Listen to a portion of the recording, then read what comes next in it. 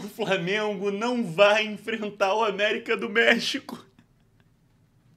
Olha, eu tô muito feliz. Assim, eu não vi o jogo inteiro, eu vi um pedacinho ali o início, porque já era tarde, né? Eu vi um pouquinho. E vou falar um pouquinho do que eu vi, do que eu vi a galera falando também, né? Sobre esses adversários. Mas o meu principal foco nesse vídeo é transmitir pra vocês o porquê eu tenho tanto trauma com a América do México, né? Qual foi a minha experiência? Até porque eu sei que hoje em dia já tem muita gente que não viveu o trauma do América do México, né? E por que que eu realmente estou bem feliz de não enfrentá-los novamente. É claro que existia também a possibilidade do Flamengo exorcizar, né, como a galera gosta de falar, esse trauma. Eu, sinceramente, não vejo muito dessa forma, porque por mais que o Mundial seja, pô, o Mundial, né, tem um peso muito grande, é, ganhar deles hoje, o Flamengo teria uma obrigação de ganhar do América do México. O Flamengo tem um elenco muito mais forte, o Flamengo, né, assim, entra como ali. Ele é o cabeça de chave do grupo. Não é nem o Chelsea, é o Flamengo. E o América do México entrou agora por uma repescagem de um time que não vai poder participar, né? O Leão. Então, assim, por melhor que o Flamengo jogasse, por mais brilhante que pudesse ter uma vitória, alguma goleada, o que fosse, não apagaria o trauma, na minha visão, né? Ainda mais pela forma que foi. E eu vou falar melhor disso. É, enquanto se o Flamengo perdesse de novo pro América do México, eu não tô pronto, tá ligado? Eu não tô pronto pra ver uma coisa dessa. Por que que eu tenho tanto trauma do América do México? Pra quem não sabe, né, quem tá tipo, meu Deus, mas por que estão falando tanto desse time? O que aconteceu? O Flamengo na Libertadores 2008, se eu não me engano, eu nunca sei se é 7 ou 8, mas eu acho que é 8. O Flamengo nessa Libertadores chegou. É importante ressaltar que eu tinha 8 anos, né, em 2008. Esses são os dois primeiros jogos que eu lembro assim com clareza do jogo, né, do que aconteceu, do que eu tava sentindo. Eu realmente tenho memórias muito vívidas, principalmente do dia do segundo jogo.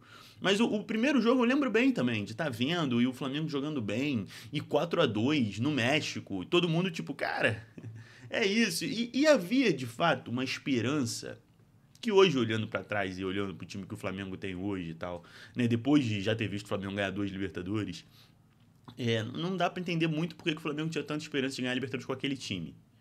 Mas, né, assim, não existiam tantos super times como existem hoje, nessa época.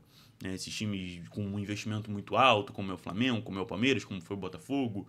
Então, ok, fazia ali algum sentido o flamenguista estar realmente. E aí a verdade é que o flamenguista estava muito esperançoso de ser campeão, porque isso também tem muito a ver com a gente, né? Tanto que a galera fala, o flamenguista depois de 2019 ficou muito exigente, ficou muito maluco, acha que vai ganhar sempre, tudo. O flamenguista sempre foi assim. A verdade mesmo é essa, assim. O Flamengo sempre foi desesperado, sempre foi. Se perdesse um jogo, é o pior time do mundo. Se ganhasse um jogo do Bangu pelo Carioca, vai ser campeão mundial, tá ligado? Sempre foi mais ou menos essa a nossa lógica. E o Flamengo tava indo muito bem ali na Libertadores e fez 4-2 fora de casa. Então, assim, havia ali aquela coisa do flamenguista de, cara, a gente tá muito bem, a gente não vai perder, porque hoje até existe muito essa coisa da flamengada, né, do medo, mas e se o Flamengo entregar? E óbvio que não foi a primeira vez, né, o Flamengo já tinha tido seus vexames antes disso, mas eu acho que esse jogo foi realmente, assim, fundador, sabe, assim, eu acho que ele é ali um alicerce dessa preocupação do flamenguista em entregar jogos fáceis. Porque era um jogo onde o Flamengo só não podia tomar de 3 gols de diferença dentro do Maracanã.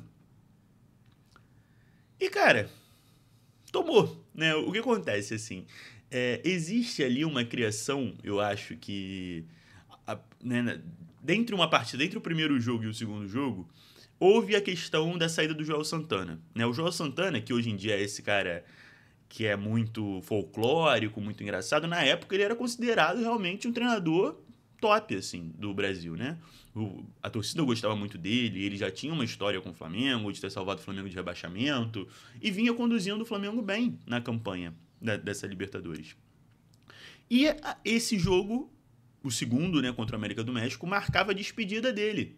E a torcida fez uma festa para se despedir, para agradecer, né, ali, realmente uma despedida para ele. E o principal problema, na minha visão, é que os jogadores também se contaminaram com isso. Né? Havia um clima de oba-oba entre os jogadores, de salto alto. E o Flamengo tomou de 3-0 do Cabanhas. E aí, para mim, também nasce outro trauma e outra questão aí do inconsciente coletivo da torcida do Flamengo, que é a coisa de tomar gol de nome de jogadores com nome esquisito, né? Você pode ver que se o Flamengo for jogar contra um time, ou pode ser um time com nome esquisito também, mas um time que tem um jogador com o nome mais bizonho, você pode ter certeza que o jogador com o nome mais bizonho vai fazer gol no Flamengo, né? Isso é uma coisa que você pode ter, tanto que na Libertadores de 2019, quando o Flamengo toma um gol do Borré, eu falei, meu Deus do céu, o Borré vai ficar na nossa cabeça para sempre se a gente perder esse jogo. Mas, no caso, nesse jogo do América do México, foi o Cabanhas. O Cabanhas, se eu não me engano, eu não lembro se ele fez os 3 gols ou se ele fez 2. Eu acho que ele fez 2.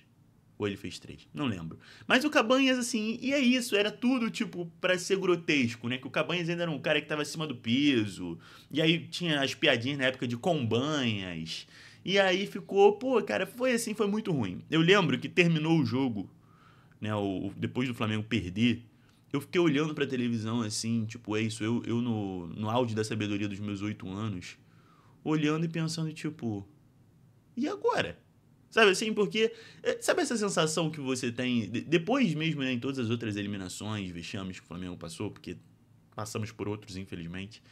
É, sempre tem, eu acho que esse momento de depois da derrota que você fica olhando e pensando, cara, e agora? Perdeu. E, tipo, um jogo que não tinha como perder, a gente perdeu. O que a gente faz? Sabe? E agora? Qual é o futuro? Né? Sinceramente, esse jogo foi um que me fez ter um sentimento de assim, cara, eu acho que o Flamengo nunca vai ganhar a Libertadores. Eu sentia isso assim, de cara, eu acho que isso não vai acontecer. Porque olha as coisas que acontecem. Assim, esse foi a primeira vez que eu senti isso, e depois senti em outros momentos, outras eliminações, outros vexames. E eu acho que é até por isso que 2019, da forma como foi, né, a final, ganhando no último minuto, aquela virada, eu acho que por isso também tem esse peso tão grande, porque não é só aquele ano, não foi só ter ganhado aquele ano, foi quase que ter vingado e exorcizado, né, os fantasmas de tantos anos, né? E por isso eu tenho tanto trauma do América do México, né? Eu ali criança realmente foi algo que me traumatizou. Como eu disse, foi um dos primeiros jogos que eu lembro, né? E é logo isso, logo essa porrada. Agora falando um pouco sobre o que eu achei dos times, né? Do pouco que eu vi, do que eu tô vendo a galera falar e tal. Eu achei o América realmente um time melhor, para além dessa parte do trauma e tal. Eu acho que seria mais difícil pro Flamengo enfrentar o América do México. É um time, isso que se eu não me engano é tricampeão do México. Acho que perdeu agora, poderia ser tetra seguido. Perdeu agora pro Toluca.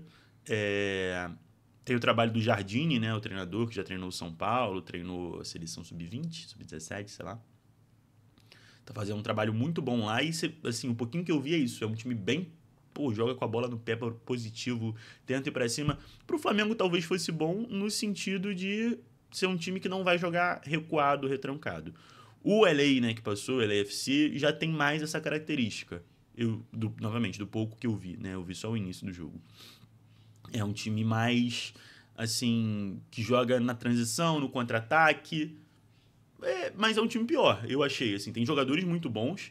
Eu não vou lembrar agora o nome do jogador, mas tem o Giroud, por exemplo, que não é nem titular, mas entrou e fez alguma diferença. Tem o Igor Jesus, que jogou no Flamengo. Não é um time ruim, sabe? É um time...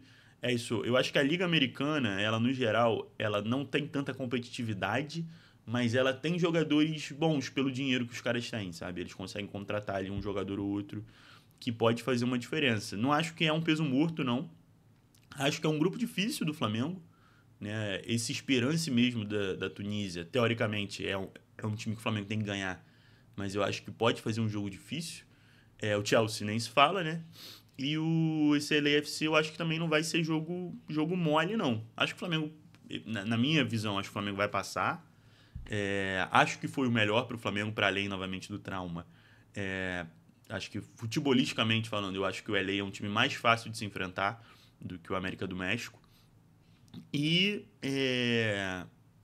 acho que foi o melhor para o Flamengo. Seria um jogo aí, de uma forma ou de outra, emblemático se o Flamengo enfrentasse o América do México, por tudo isso que eu falei nesse vídeo. Mas vai ficar para uma próxima. Eu tenho certeza que em algum momento isso vai acontecer. Não sei se vai ser no Mundial, não sei se vai ser em algum momento que os mexicanos voltem a disputar Libertadores. Mas eu sei que em algum momento a gente vai ter esse reencontro, mas felizmente não foi agora.